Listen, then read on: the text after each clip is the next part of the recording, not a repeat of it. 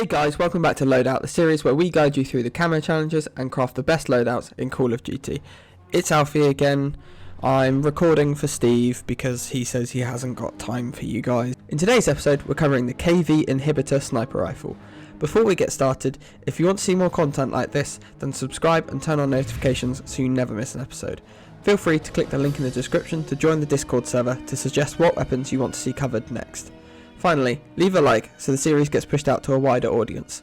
With that out of the way, let's get into multiplayer camos. Our first base camo challenge for multiplayer is to get 50 kills. The second challenge is to get 50 kills shortly after aiming down sight or quick scope kills. The third challenge is to get 3 kills in one mag 10 times. The KV is a one shot in most situations, which makes this easier than it sounds, but just in case, put on a higher capacity magazine. The fourth and final base challenge is to get 15 one-shot kills, which again should just complete itself. For the mastery challenges, Gilded requires you to get 10 kills while holding your breath. For Forged, you need to get 25 headshot kills, which shouldn't take you too long, so just have patience for this one. And finally, for Priceless, you need to get 5 headshots while moving. So, I know this sounds stupid, but just walk around while aiming down sights. Again, this one will take patience, but it shouldn't be too difficult for you. Let's move on to the multiplayer loadout.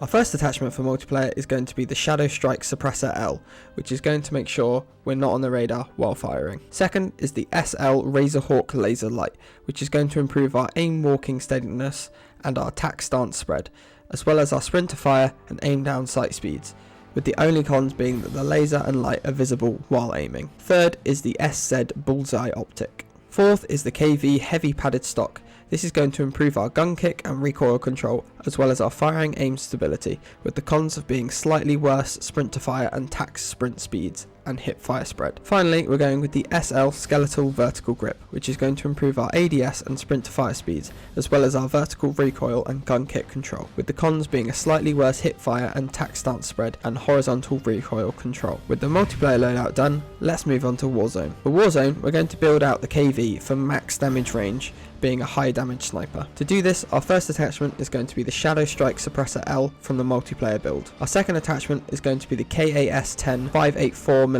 mod barrel, which is going to increase our bullet velocity, aiming idle sway, and recoil and gun kick control, with the cons being hits to sprint to fire speed and movement speeds, hip fire spread, and firing aiming stability. Our third attachment is going to be the FSS Stormender Grip, which is going to buff our ADS speed and aim walking speed. However, this does give quite a big hit to our aiming idle sway and flinch resistance. Fourth is going to be the 20 round mag, because as always, more ammo means more kills. And finally, our fifth attachment is going to be the 338 Magnum Spire point rounds, which is going to improve our bullet velocity and damage range, with a slight hit to bullet penetration. Cheeky. With the Warzone loadout done, let's finish off with zombies. Our first camo challenge for zombies is to get 250 kills. Our second challenge is to get 5 mimic kills. To do this, just go around infested strongholds and wait for the mimics to spawn. If you're having bad luck with that, then just do some bounty contracts. Our third challenge is to get 250 kills with fire damage, so equip napalm burst when you load in and you get this done at the same time as the first one. Our final base challenge for zombies is to get 3 kills in a single shot 30 times.